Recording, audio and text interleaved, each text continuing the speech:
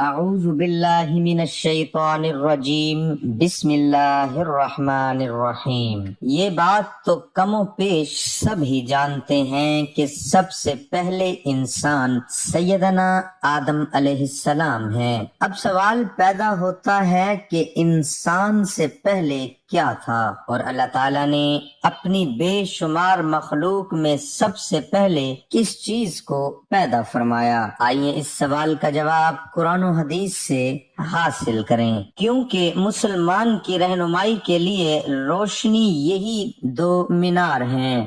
جناب رسول اللہ خاتم النبیین صلی اللہ علیہ وآلہ وسلم نے ارشاد فرمایا، میں تمہارے درمیان دو چیزیں چھوڑ رہا ہوں، جب تک تم ان کو پکڑتے رہو گے یعنی ان پر عمل کرتے رہو گے تو تم ہرگز گمراہ نہ ہوں گے۔ ایک اللہ کی کتاب قرآن مجید، دوسرے رسول اللہ صلی اللہ علیہ وآلہ وسلم کی سنت۔ لہذا آئیے ہم سب سے پہلے قرآن کریم سے رہنمائی حاصل کریں۔ ارشاد خداوندی ہے، اور وہی ہے جس نے آسمانوں اور زمینوں کو 6 دن میں پیدا کیا، اور اس کا عرش پانی پر تھا، یعنی آسمان و زمین کی پیدائش سے پہلے پانی مخلوق ہوا۔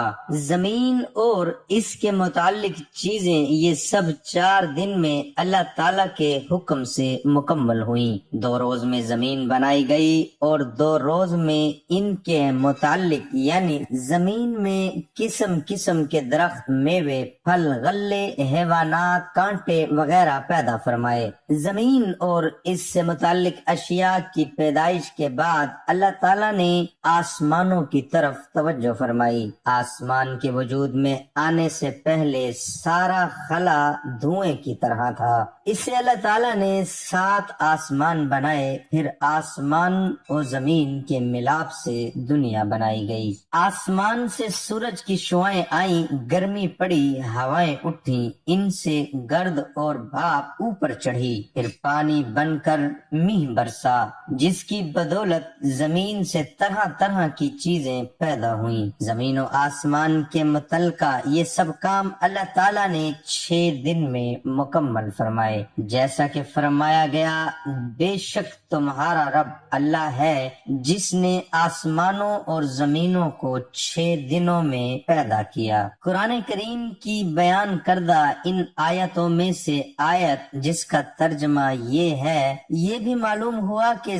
زمین پر اللہ تعالیٰ نے پہاڑ قائم فرمائے، جس کی وجہ حدیث میں بیان فرمائی گئی۔ حضرت انس رضی اللہ عنہ سے روایت ہے کہ اللہ تعالیٰ نے جب زمین کو پیدا فرمایا تو ہلنے اور حرکت کرنے لگی۔ اللہ تعالیٰ نے پہاڑوں کو پیدا فرما کر زمین پر رکھا، زمین کی حرکت بند ہو گئی۔ اسی طرح حضرت ابن عباس رضی اللہ عنہما سے روایت ہے کہ اللہ تعالیٰ نے جب زمین کو پیدا فرمایا تو جنبش اور حرکت کرنے لگی، تو اللہ تعالیٰ نے اس کی جنبش کو روکنے کے لیے پہاڑوں سے میخوں کا کام لیا۔ اگر اللہ تعالیٰ یہ انتظام نہ فرماتے تو زمین ہمیشہ جنبش ہی کرتی رہتی۔